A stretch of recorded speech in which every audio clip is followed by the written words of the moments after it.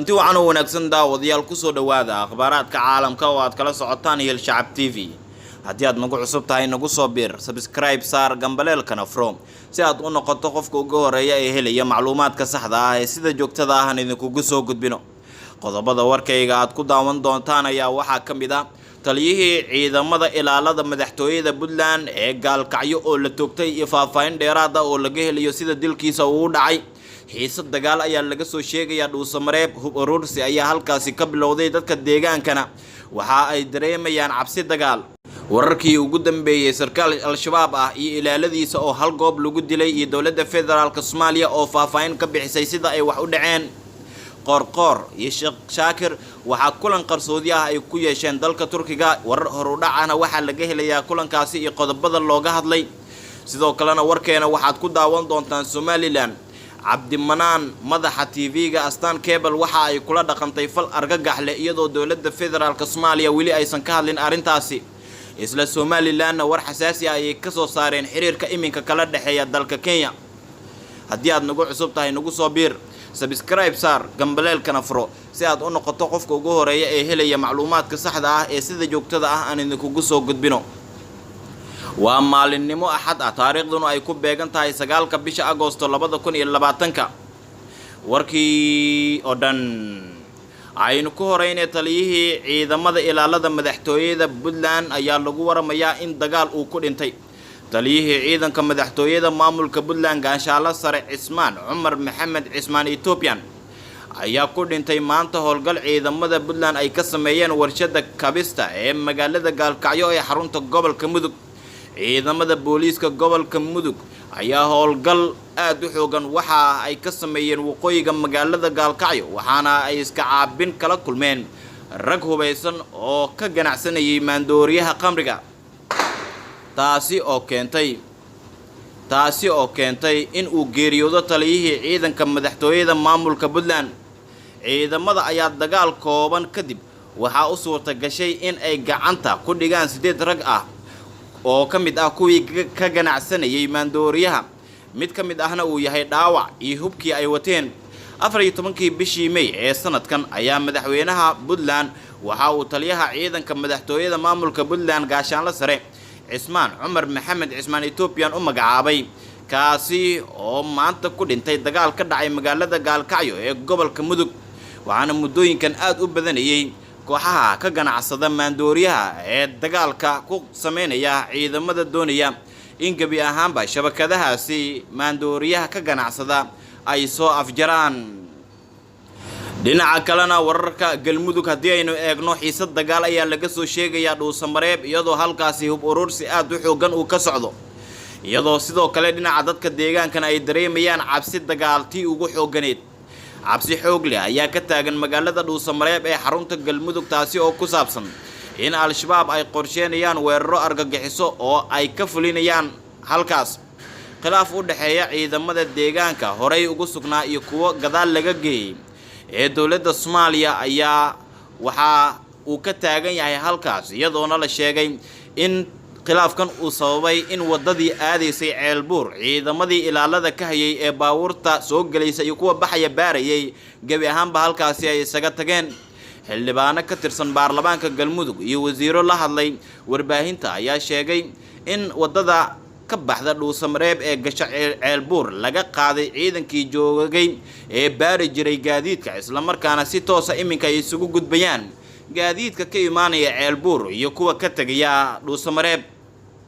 mas'uuliyiintan ayaa sidoo kale sheegay in ciidankii ahlu sunna ee ku biiray dawladda ay isku dayayaan in ay baneeyaan ama hoos u dhigaan feejignaantooda amni iyagoo doonaya in dadweynaha ay tusiyaan dayaca dhanka dawladda iyo al-shabaab oo iminka hugun culus ugu jirta sidii markale magaaladaasi amnigeeda ay u carqaladeen lahaayeen wasiirada xildhibaanada saraakiisha iyo shaqaalaha waxaan isugu nimaanaa 2 ilaa 3 hotel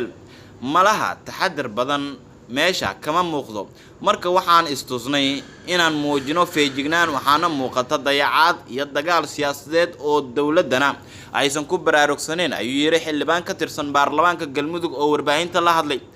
ciidankii ahlu sunna ee ku biiray dawladda Soomaaliya ayaa la sheegay inay u shaqeynayaan si gaabis ah halka kuwa dowladda Soomaaliya aysan u muuqan cabsida iyo walaaca deegaanka ka jira sidoo kale waxaa halistan sii kordhiyay in furmaha iyo difaacyada hore laga qoray ciidanka ahlu sunna oo badankooda shaqada daacad aan ka ahayn halka kuwa dowladana lagu qoray gudaha magaalada taasi oo keentay in dareenka shacabka uu si weyn isku bedelo isla markaana walaacooda marba marka ka dambeeysa uu isa sii taro mas'uuliyiinta ugu sareysa galmudugna arintan ma aysan ka hadlin mooshin ka dhanaasi ayaa xilka wasiirka dhaqaalaha dalka Cabdiraxmaan Ducaale Beyle ayaa ka bilowday magaalada Muqdisho xildhibaano ka tirsan golaha shacabka ayaana mooshinkan hormuud u ah maalmihii u dambeeyay waxaa magaalada Muqdisho ka socday kulamo gooni ah oo ay yeelanayeen xildhibaanada waqooyiga ee labada aqal ee baarlamaanka gaar ahaan kuwa gobolada galbeedka ee Somaliland waxaana looga hadlayay xaaladda cakiran ee dalka iyo khilaafka xoogan ee ka dhex aloosan dowladda federaalka Soomaaliya dhexdeeda xog ay warbaahinta helayso ayaa waxa ay muujinayaan in kulamadaasi uu qayb ka ahaa qorshe ka dhana siyahayaha wasiirka wasaaradda maaliyadda Dr. Cabdiraxmaan Beyle oo lagu rabo in gebi ahaanba liiska looga saaro mas'uuliyiinta matalaya Somaliland ee ku sugan magaalada Muqdisho dowladana ka sii mid ahaan kara waxaana sidoo kale lagu wadaa in xukuumadda cusub ay keento wasiir dhaqaale oo cusub oo isla booskaasi sii haya kulamadaasi oo ay ku wehlinayeen xildhibaanadaasi siyaasiyiin iyo odayaal dhaqameed ka soo jeeda beelaha dega gobolada galbeedka ayaa waxaa diiradda lagu saaray sidii beelaha kale ay qof kale u keysan lahaayeen isla markaana Cabdiraxmaan Ducaale Beyle uusan siyaasadda ku sii matali karin beelaha Somaliland tani oo u muuqata in culays badan ay ku keenayso wasiir Beyle oo ka mid ahaa wasiiradii aadka ugu agdhawaa xukuumadii la riday ee Xasan Cali Khayre uu hogaaminayay sarkaal ka tirsan al-shabaab iyo ilaaladiisa ayaa hal goob lagu dilay sida dowladda federaalka Soomaaliya ay shaacisay faahfaahin dheeri ayaa laga helayaa howlgal saacadii la soo dhaafay ciidamada dowladda ay ka sameeyeen duleedka degmada Oodheegle ee gobolka Shabeellada Hoose gaar ahaan meel ay ku sugnaayeen al-shabaab howlgalka oo ah mid qorsheysan ayaa ka dhacay deegaanka Shaam Garre oo gobolkaasi ka tirsan waxaana fuliyay ciidamada militariga Soomaaliya mid ka mid ah saraakiisha ciidamada dowladda oo u warmay warbaahinta ayaa sheegay inay dileen sarkaal sare oo ka tirsan al-shabaab iyo 8 dagaalamo oo ilaalo u ahayd oo goobtaasi ku wada sugnaa sidoo kale waxay tilmaameen in ujeedka howlgalka uu ahaa sidii ay uga hortagi lahaayeen weerar uu sheegay in al-shabaab ay ka soo qorsheynayeen halkaasi ma shaacin dhankooda wax khasaare ah oo ka soo gaaray iskahorimaadka ay la galeen dagaalamayaasha al-shabaab xaaladda ayaa ah mid degan balse ciidamada huwanta ayaa weli dhaqdhaqaaqyo ciidan ka wada qaybo ka mid ah gobolka Shabeellaha Hoose oo ay aad ugu xoogan yihiin al-shabaab qorqor iyo Sheekh Shaakir kulan qarsoodi ah ayay ku yeesheen dalka Turkiga iyadoo faahfaahin dheeraad ah laga helayo qodobada ay ka wada hadleen warar lagu kalsoon yahay oo aan ka helnay Galmudug iyo dalka Turkiga ayaa sheegaya in madaxweynaha Galmudug uu kulan qarsoodi ah dalka Turkiga kula qaadan doono madaxda maamulkii ahlu sunna oo bilooyin ka hor dagaal looga saaray Galmudug wararka aan helnay ayaa sheegaya in madaxweyne qorqor madaxweynihii hore ee Galmudug Cabdikariin Xuseen Guuleed wasiirkii hore ee arrimaha gudaha ahna wakiilka hogaamiyaha maamulkii ahlu sunna Cabdisamed Macalin Maxamuud iyo saraakiil ka tirsan beelaha Soomaaliya ay kulan qarsoodi ah isla markaana lagu dhexdhexaadinayo ahlu sunna iyo qorqor ay ku leeyihiin Turkiga madaxweyne Guuleed iyo Cabdisamed Macalin Maxamuud oo u kala dabqaadaya ahlu sunna Galmudug iyo dawladda ayaa kulankan soo qaban qaabiyay waxaana gadaal ka riixaya madaxweyne qorqor ahlu sunna waxaa shirkaasi uga qayb galaya Sheekh Maxamed Shaakir Cali Xasan waxaa sidoo kale goobjoog ka mas'uuliyiin ka tirsan baarlamaanka Soomaaliya madaxweynaha Galmudug oo raadinaya inuu soo celiyo madaxdii ahlu sunna oo heshiis ah ayaa kulankan dalbaday waxaana sidoo kale la sheegay in ujeedada lagu heshiisinayo ahlu sunna ay tahay cabsi uu qorqor ka qabo in loo adeegsado maamulkiisa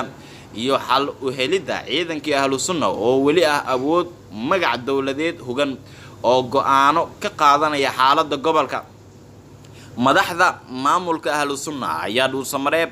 ka baxay kadib dagaal socday muddo maalmo ah kaasi oo sababay dhimasho iyo dhaawac sidoo kale Sheekh Shaakir iyo mas'uuliyiin kale ayaa si qarsoodi ah uga baxay Galmudug kadib markii looga adkaaday dagaalkii cuslaa ee ay la galeen ciidanka dowladda federaalka Soomaaliya halkaasi ay geysay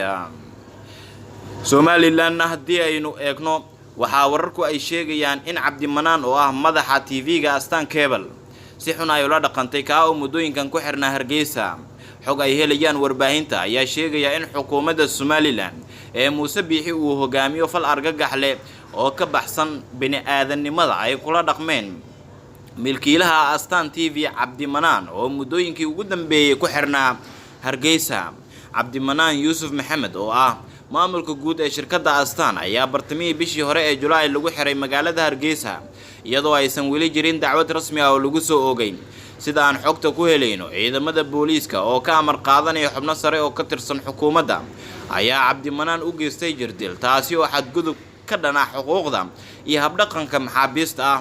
xariga Cabdi Manaan ayaa daba socda cadaadisyo ay xukuumadda ku saarayso shakhsiyaad ay wadato in saami buuran laga siiyo shirkadda Astaan Cable sida uu dhawaan sheegay gudoomiyaha boardka Astaan Cable Axmed Maxamed Jaamac oo sidoo kale ah wakiilka inta badan saamileyda Somaliland ee shirkadda Astaan Cable. jirdilka loo geystay Cabdi Manaan ayaa imaanaya xilli uu weli ku madax adeegayo diidmada inuu aqbalo dalabka mas'uuliyiintaasi oo u muuqda kuwa door biday tallaabadaasi si ay cadaadis xooggan u saaraan sida ila xog ogaal ay warbaahinta u sheegeen iyadoona tani la sheegay inay tahay mid dowladda federaalka Soomaaliya weli aysan si rasmi ah uga hadlin. isla dowladda federaalka Soomaaliyana haddii aynu eegno waxa ay si dhow ula socotaa xiriirka iminka ka dhaxeeya Somaliland iyo Kenya. wasiirka arrimaha dibadda Somaliland Mudane Yaasiin Xaaji Maxamuud Xiir Faratoon oo u warmay wargeyska Geeska Afrika ayaa ka hadlay arrimo ku aadan xiriirka maamulkooda kala dhaxeeya dowladda Kenya. ugu horeyn wasiirka ayaa sheegay inuu soo dhaweynayo dood la sheegay inay toddobaadkan golaha wasiirada Kenya ay ka yeelanayaan aqoonsiga Somaliland. wasiir Faratoon ayaa xusay in Kenya ay tahay dal ay daris yihiin isla markaana uu kala dhaxeeyo xiriir dhinacyada kala duwan leh. Kenya waa dal aynu jaarnahay ayuu yiri wasiirka oo hadalkiisa sii wata waxaana uu yiri dhinacyo badan ayaan xiriir ka leenahay wafdiyo culus ayay marar badan inoo soo direen inaguna sidaas si leeg wafdiyo ayaynu u dirnay marka iskaashiga aynu la leenahay waynu sii adkeynaynaa haddii ay qadiyadeena iyo aqoonsigeena ka doodayaan waanu soo dhaweynaynaa Kenya ayuu yiri. Kenya iyo dowladda federaalka Soomaaliya iskuma wanaagsana. dowladda Soomaaliya waxa ay joojisay qaadkii imaanayay guud ahaanba dalka Soomaaliya dhowr jeer oo hore khasaare maaliyadeed ayay galeen ganacsatada qaadka ee dalka Kenya waxaana Kenya iminka ay doonaysaa in dowladda federaalka Soomaaliya ay cadaadis ku saarto dhinaca in ay la safato Somaliland oo ah gobol ka tirsan koonfurta iyo bartamaha Soomaaliya. mas'uuliyiinta hay'adda Somali Community Foundation oo ka mid ah hay'adaha samafalka ee ka howlgala gudaha dalka Soomaaliya ayaa si rasmi ah ugu dhawaaqay guddiga maareynta iyo masiibooyinka haweenka dalka Mareykanka fadhigiisa uu yahay. guddigaasi oo Minnesota ku sugan ayaa waxaa gudoomiye looga dhigay hay'adda Somali Community Foundation matalaysa Aamina Axmed Maxamed iyadoo soo dhisi doonta guddi loo dhan yahay sida ugu dhaqsiyaha badan sida uu inoo xaqiijiyay xiriiryaha guud ee hay'adda Somali Community Foundation Xaaji Shamcuun Muuye oo la soo xiriiray warqabadka Hiil Shacab TV. xiriiryaha hay'adda Somali Community Foundation Xaaji Shamcuun ayaa waxa uu cadeeyay markay arkeen madaxda ugu sareysa hay'adda Somali Community Foundation dhibaatooyinka ka dhacay fatahaadda degmada Afgooye iyo tuulooyinka hoos yimaada iyo meelo badan oo Soomaaliya ka mid ah sidaa darteed waxaa lagama maarmaan noqotay in loo dhiso guddiga maareynta iyo masiibooyinka haweenkana hormuud ay u yihiin si ay had iyo jeerba howlahaas ay si dhow ula socdaan sida abaaraha fatahaadaha iyo masiibooyinka kale ee gudaha dalka ka dhaca. Hiil Shacab TV waxa uu ku tirsan yahay waa taageeradaada.